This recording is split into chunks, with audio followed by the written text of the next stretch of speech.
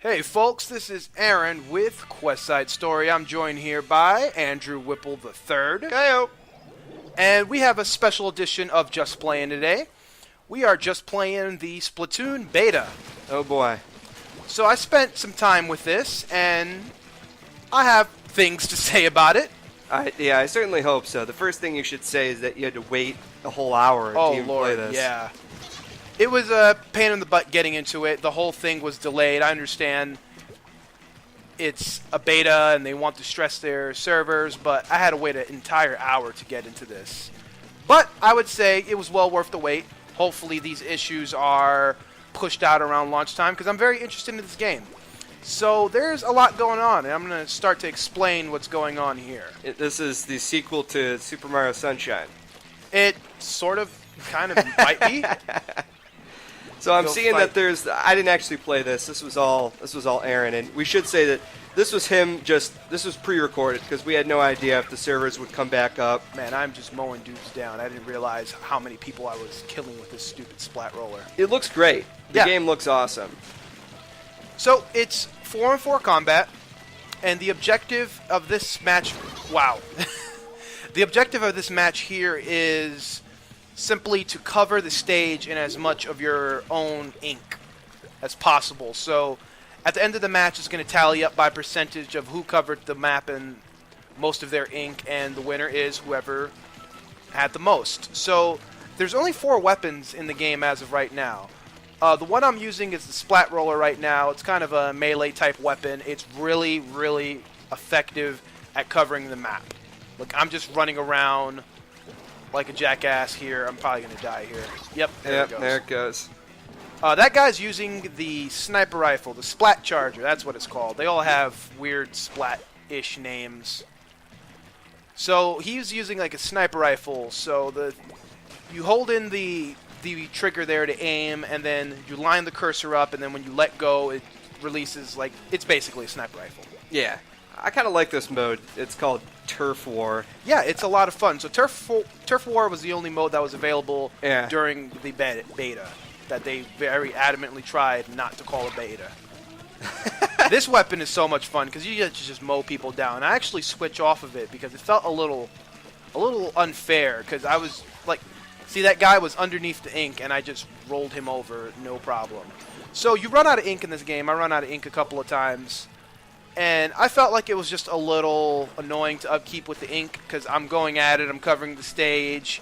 This is a very good weapon at covering the stage in the ink. But it just took a little out of it because it's not very clear how much ink you have. I understand you have the little backpack thing on that tells you how much you have. Yeah, I don't think it's that big of a deal. I know what you're saying. Yeah, but I would have much preferred something on the UI. So here's the end of the game. And you can clearly tell that the orange is dominantly all over the stage.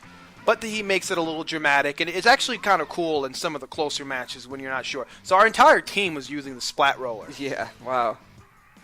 And I wonder how this game's going to handle balance changes and such in the future, because I feel like the splat roller is a little too effective. So one thing I didn't do during this match was, if you fan the trigger just a little bit, you get to use an alternate ability. And it happens for some weapons. For example, the splat roller, you can kind of flick ink off of it, and it kind of acts as a shotgun. So Yeah, I'm using a different weapon here. I'm using, I forgot the name of it, but it's basically their little Uzi. It looks just like an Uzi. Yeah, it's like Splat Junior or something like that. Yeah, like the Splatter Junior, and then the Splatter is kind of like the standard rifle. So we were watching the Direct, and they said that there's going to be weapons... like ways to change your weapons and upgrades and things like that. So I'm looking forward to that because a lot of the weapons are really cool in this game. I felt like the sniper rifle from the time I used it. I think I have a match or two coming up where I use the sniper rifle. I didn't feel like it was very effective. It takes skill and precision to aim, just like any other sniper rifle, but I felt the drawback was a little much. I thought that it was kind of cool. Like you've said yourself that Yeah. you really don't care for weapons like that. So hopefully they have a couple of different variations available besides like 4. So I just pressed up on the D-pad, and you can send out a "come on" and a "booyah," which is the closest you're going to get to chat in a Nintendo game. So as you see there, I was shooting at the wall. You can't shoot vertically. It's only horizontal terrain that counts towards your percentage, from what I understand. So I there think that goes a works, guy though. with the splat roller. He was just standing there like a jackass doing nothing. And I rolled up and iced him cold. So this game, it's a lot of fun. I'm still on the fence as far as it comes to spending $60 on this, because I don't know how much time I'm going to devote and how much I'm actually going to play it. There is a single-player component coming in the future, but I like to see what that is. Yeah, in the Direct, they were just talking about how it's going to be a totally separate story function. You're going to be playing against NPCs that aren't just bots. They actually have a full mode, kind of like a Mario game. You're going to have to platform, you're going to have to just kill bosses, you're going to have to do a whole lot of stuff. And I think that's pretty interesting. I would be totally down to just try that out, maybe even just play that if you didn't care about the multiplayer. That's pretty cool. More interesting than that, though, is seeing how Nintendo handles a game like this. Because when you think Nintendo multiplayer, you think Smash Brothers, you think Mario Party, you think new Super Mario Brothers. You know, that's the kind of modern stuff they've done. Sure. But nothing like this, like a competitive shooter, which is dominantly an American thing, too. You know, shooters not so big in Japan. So I did run into a couple of issues with the camera, as you just saw. But it was so far and few between that I don't think it was that big of a deal. But there were a couple of times I just felt a little cheated by the camera. Like, that was a situation where I definitely was. Yeah, this timer at the end is kind of obnoxious, too. It is, but then you don't even really notice it towards once you get used to it. But I guess not. Looking at it in hindsight, yeah, it looks very obnoxious because it's there with the big superimposed letters. And again, you can look at the map, and we clearly won that one. Yeah, goodness. Not even close. I am curious to see how they're going to mess with the accessories and other attachments. Yeah, and of course, there's a lot of aesthetic things you can do. I can take her and put a hoodie on her and headphones and other right, and the stupid perks stuff in there. the perks vary depending on what articles of clothing that you're wearing. Nintendo said that it's going to rotate between two maps like every 4 hours, I believe, which I also think is a really strange decision, especially in a competitive. Well, it's a competitive shooter like this. It's insane in the year 2015. You're like, yeah, Nintendo's making a competitive shooter. I mean, and it controls pretty well, although I think it's strange that it automatically defaulted to using the gyroscope. Yeah, so my first couple of matches, I didn't include them in this video because I didn't realize that you can turn the gyroscopes off. And it was pretty ugly.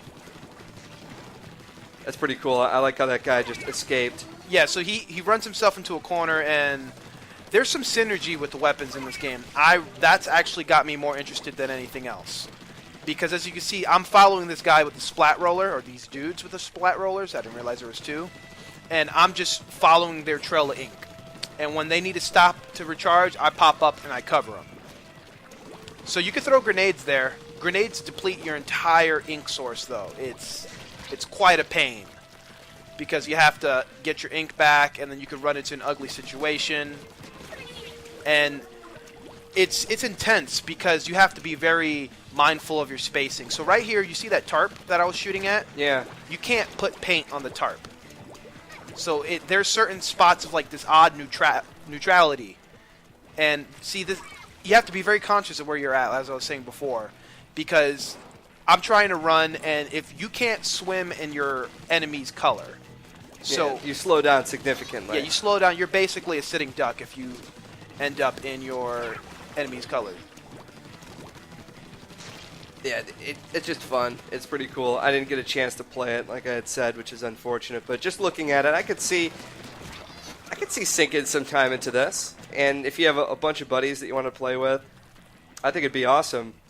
I'm more of the mind that Nintendo wanted to just get a couple of basic weapons in here with some simple jobs, just so you don't have to think about absolutely everything, if that makes sense. The sniper rifle or the splat charger, whatever it's called. That thing, if someone has it, it seems like your job is to kind of take out those people who are making your life more miserable.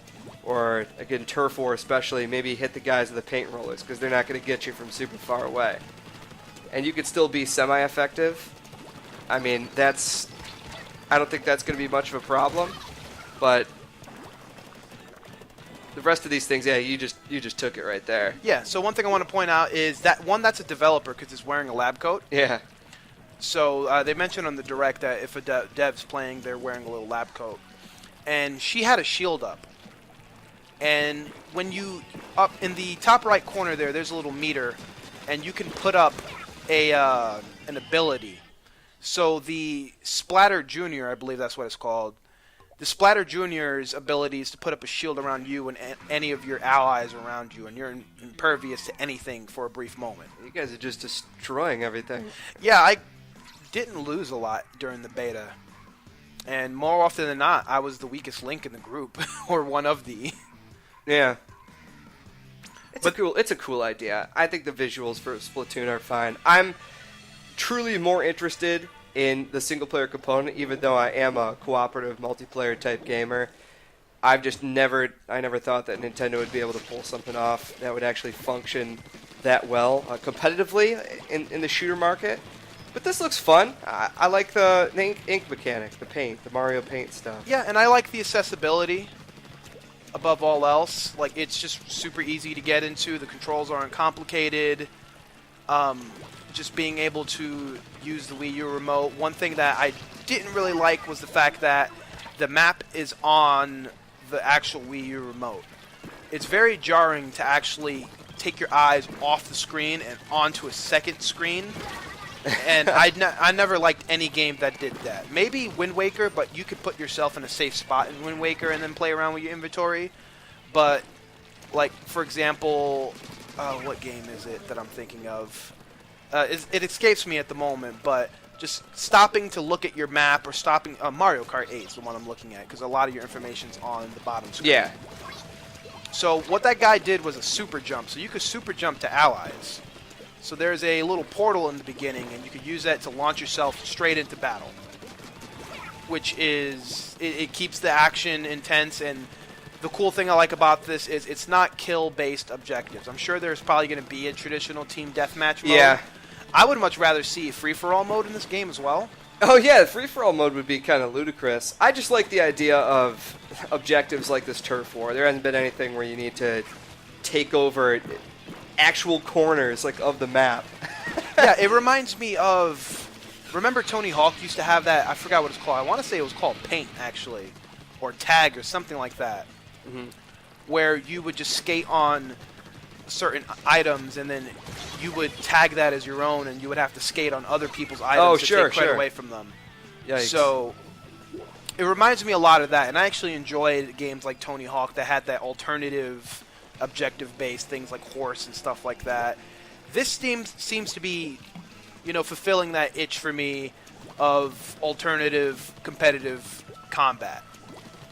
Everything's kind of going down this odd Call of Duty route. This definitely does take a few things from Call of Duty as well.